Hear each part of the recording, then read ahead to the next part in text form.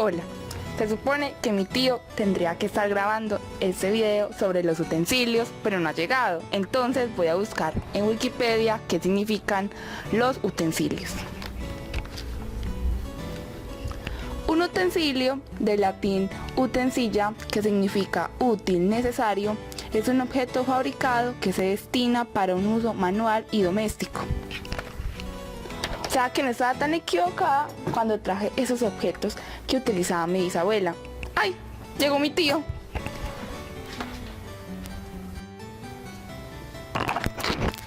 Hola, ¿cómo están? Sí, soy Luis Lamana y me había retrasado. Mi sobrina creo que empezó a hablar sobre los utensilios. Son utensilios viejos. Mucha gente cree que por ser viejos estaban en todas las épocas, inclusive en el siglo I cuando nació Jesús, y por eso cometen muchos errores. He visto, por ejemplo, mucha gente que hace unos pesebres muy elaborados, muy cuidadosos en los detalles, en las cosas, pero que me representan arquitectura que no tiene nada que ver con el siglo I, con lo que hemos estado hablando aquí. Lo mismo puede pasar con los utensilios. Ubiquémonos en una aldea en el siglo I de unos campesinos y unos pastores de ovejas. Ahí es donde ocurre el nacimiento de Jesús. ¿Qué es lo que podía ver en ese momento? Pues las cosas que normalmente se utilizaban para pastoreo o para sembrar. Entonces podemos hacernos una larga lista de qué utensilios realmente utilizaban. ¿Y cómo sería esa lista? Pues basándonos a través de esa cantidad de objetos que se han descubierto a través de las exploraciones arqueológicas, sobre todo en esa zona. Pero recordemos que una cosa es el norte de Israel, el reino de Israel, como hemos dicho en otras de las charlas, y otra cosa es el reino de Judá, donde nació Jesús, en el sur. En el norte hay mucha agricultura, hay ríos, hay lagos, está el Mediterráneo, por lo tanto habían pescadores. Pero en Judea no, Judea es una tierra árida, cercana a un desierto. Entonces, ubiquémonos porque, como hemos dicho en otra charla, que deben haber visto, sobre si habían ríos, no hay ríos cercanos. Entonces, ¿qué utensilios podemos encontrar? Vamos en orden. Por ejemplo, en las casas. Ya hemos dicho que no tienen cúpula, pero veamos un poco dentro de la casita. ¿Qué nos podemos encontrar? Si eran casas que tuvieran pisos así como de alfarero, de alfarería, pues habrían cojines. ¿Por qué cojines? Porque se dormía y se comía sobre cojines. De no haber sido ese piso, hubiésemos puesto una alfombra sobre la tierra, que es lo que ocurría. Posiblemente podíamos vernos con una repisita en donde poner cosas, pero no había muchas más cosas. Recordemos que muchas veces se dormía sobre los techos, no dentro de las casas. Dentro de las casas a lo mejor se guardaban algunos animales domésticos, entonces no podían tener muchas cosas porque se dañaban todos esos elementos. Ya hemos dicho que era gente sumamente pobre. Dentro de la casa, por ejemplo, closets no había como hoy en día 200 vestidos y 2000 pares de zapatos. Ellos usaban una sola ropa durante todo el año, un solo par de sandalias. Cuando se dañaban, trataban de reponerlo. La riqueza más importante que había en esa época no estaba en los pueblos. Era una sola, estaba en Jerusalén, que era su templo. Ese templo que acaba de reconstruir Herodes el Grande. no sin cierta molestia por parte de los sacerdotes y los judíos. Entonces, hablemos de qué podían tener esos campesinos y criadores de corderos y ovejas como utensilios. Aquí les vamos a decir algunas de las cosas que hemos ido recopilando de esos instrumentos. Por supuesto, para hacer la ropa, la mujer también era coqueta en esa época, pues habían teñidos de telas e hilanderas para agarrar esos hilos de los corderos y hacer lana. Y esa lana la teñían de colores. Los carpinteros, por supuesto, y los herreros deberían tener yunques, serruchos, martillos, mazos. Una cosa que no debe faltar, sacos. Evidentemente esa familia transportada desde Nazaret guardó algunas de sus pertenencias en unos sacos cargados en esa mula. Y en ese pesebre, pues, poner esos sacos no está de más. Como no está de más poner una soga con que amarrar la misma mula, poner una paca de heno para alimentar la mula y el buey, si es que se lo consiguieron. Tendrían a lo mejor ciertas vasijas de barro o de madera. Lógicamente habría algún alfarero que pudiera fabricar esas vasijas de barro con un estilo entre el romano, que el fondo es en forma de pico, o un carpintero para hacer esos cubos y esas mesitas o algunos instrumentos.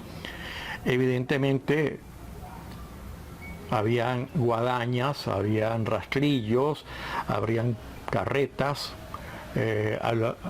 a las mulas y a las cabras, a las ovejas se le ponía un cencerro, sobre todo al vivo, una hoz para cegar.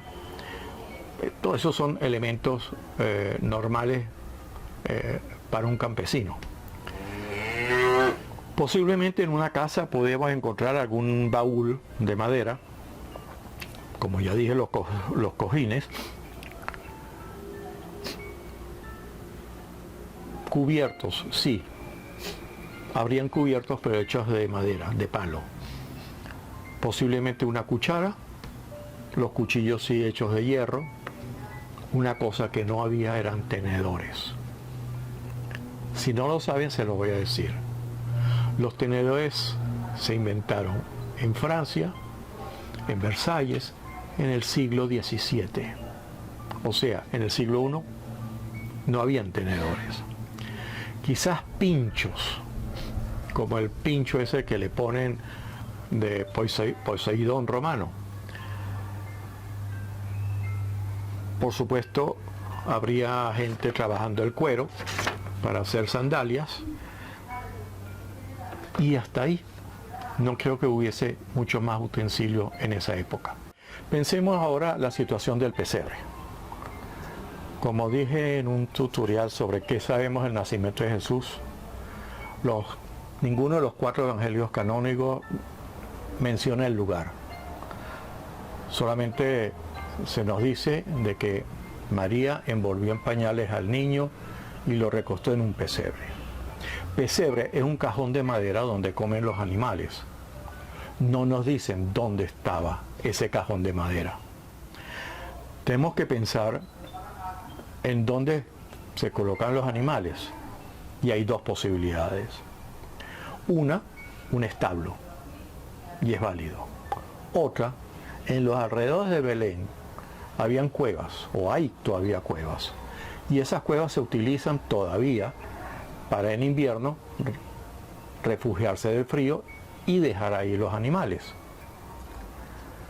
Santa Elena, la madre de Constantino, en el 350 y pico, que recorrió Tierra Santa recolectando reliquias de la vida de Jesús, decidió que una cueva era donde había nacido el niño Dios.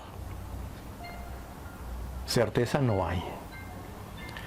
En algunos de los evangelios apócrifos, escritos entre el siglo II y el siglo III, o sea, en el 300 al 400, después de Santa Elena, se menciona una frase que es muy interesante y que sí responde a las costumbres judías de la época.